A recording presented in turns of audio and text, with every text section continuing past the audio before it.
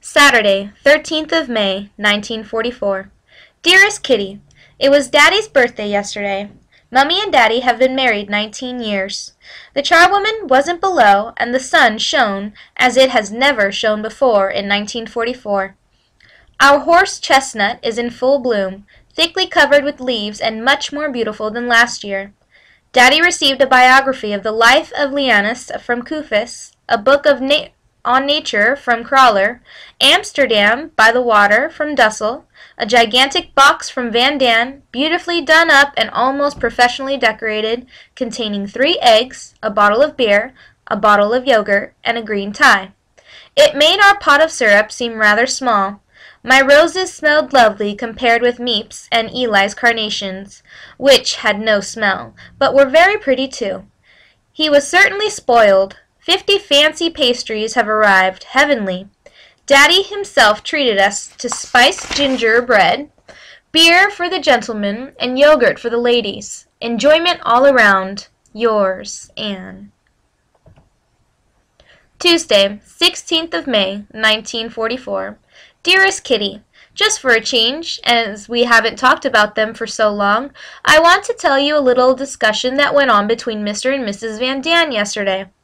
Mrs. Van Dan, the Germans are sure to have made the Atlantic Wall very strong indeed. They will certainly do all in their power to hold back the English. It's amazing how strong the Germans are. Mr. Van Dan, oh yes, incredibly.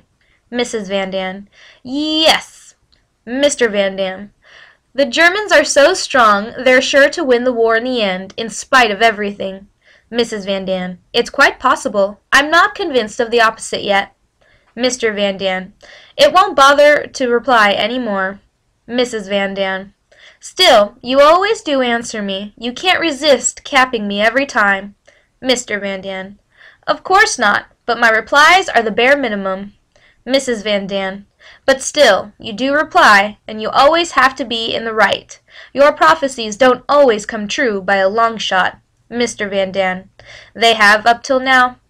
Mrs. Van Dan, that's not true. The invasion was to have come last year, and the Finns were to have been out of the war by now. Italy was finished in the winter, but the Russians would already have Lemberg. Oh no, I don't think much of your prophecies. Mr. Van Dan, standing up. It's about time you shut your mouth. One day I'll show you that I'm right. Sooner or later you'll get enough of it. I can't bear any more of your grousing. You're so infuriating, but you'll stew in your own juice one day. End of part 1. I really couldn't help laughing. Mummy too, while Peter sat biting his lip. Oh, those stupid grown-ups. They'd do better to start learning themselves before they have so much to say to the younger generation. Yours, Anne. Friday, 19th of May, 1944. Dear Kitty, I felt rotten yesterday, really out of sorts, unusual for Anne, with tummy ache and every other imaginable misery. I'm much better again today, feel very hungry, but I'd better not touch the kidney beans we're having today. All goes well with Peter and me. The poor boy seems to need a little love even more than I do. He blushes every evening when he gets his good-night kiss, and simply begs for another. I wonder if I'm a good substitute for Boshi. I don't mind. He is so happy now that he knows that someone loves him. After my laborious conquest, I've got the situation a bit more in hand now, but I don't think my love has cooled off. He's a darling, but I soon closed up my inner self from him. If he wants to force the lock again, he'll have to work a good deal harder than before. Yours, Anne. Saturday, 20th of May, 1944.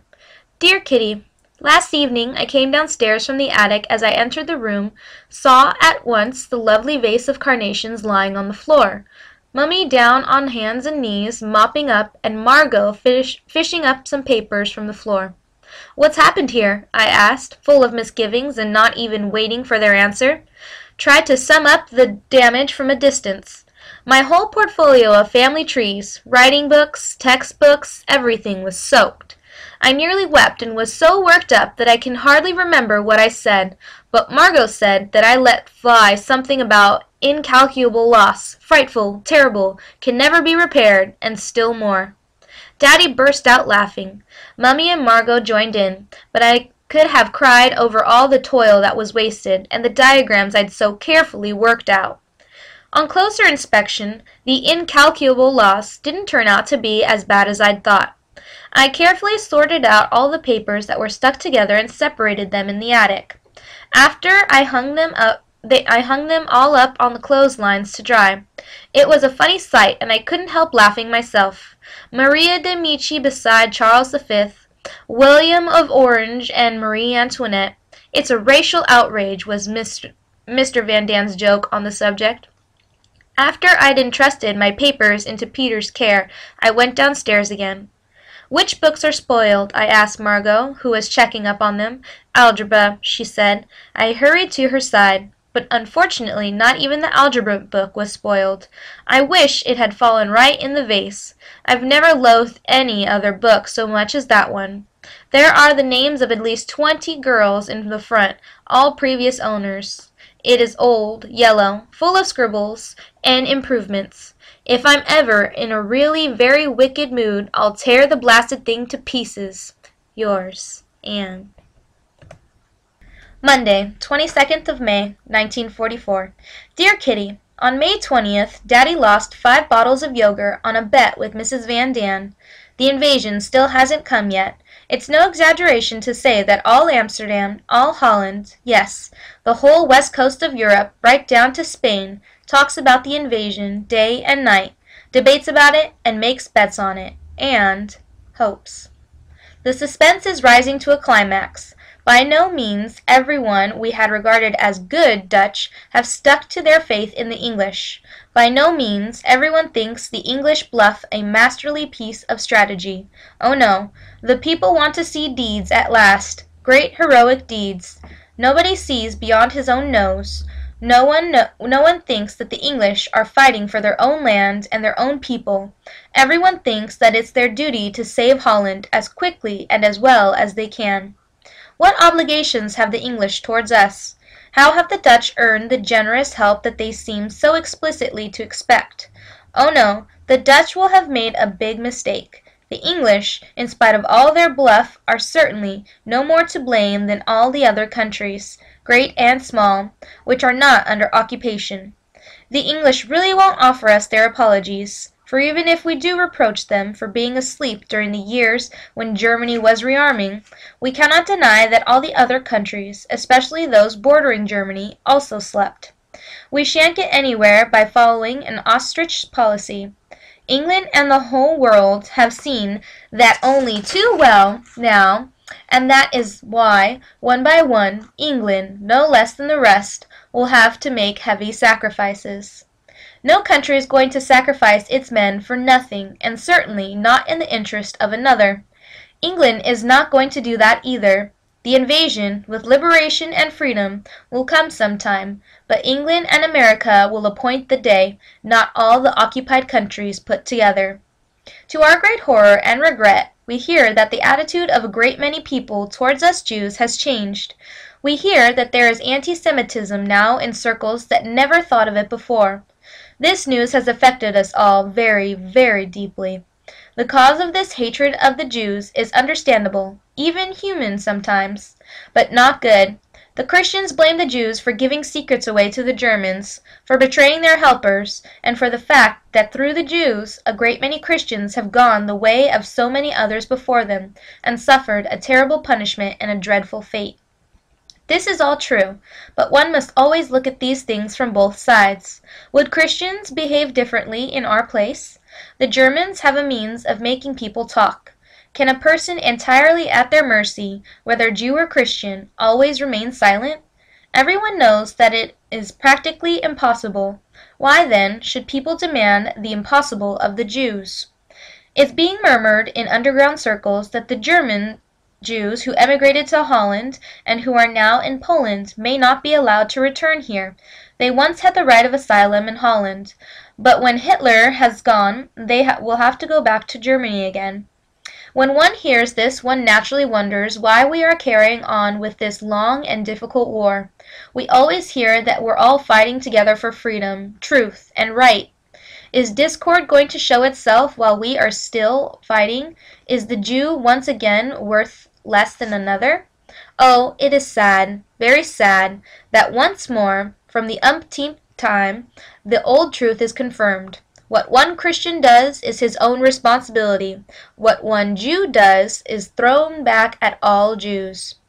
Quite honestly, I can't understand that the Dutch, who are such a good, honest, upright people, should judge us like this. We, the most oppressed and the unhappiest, perhaps the most pitiful of all peoples of the whole world.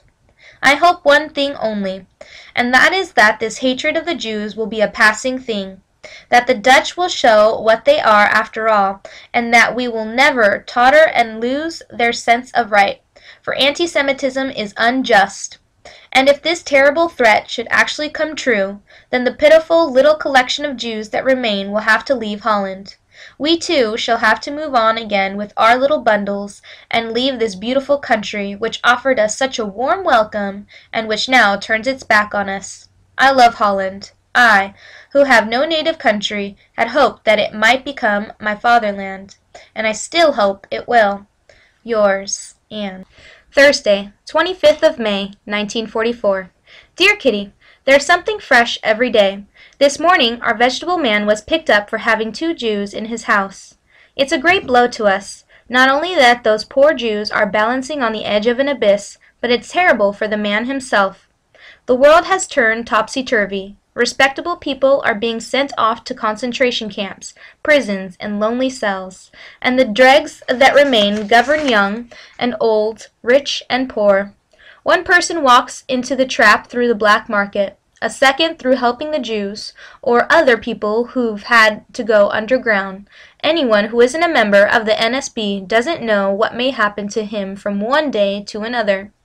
This man is a great loss to us too. The girls can't and aren't allowed to haul along our share of potatoes, so the only thing to do is to eat less.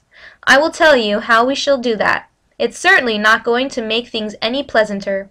Mummy says that we shall cut our breakfast altogether, have porridge and bread for lunch, and for supper fried potatoes and possibly once or twice per week vegetables or lettuce, nothing more. We are going to be hungry, but anything is better than being discovered. Yours, Anne.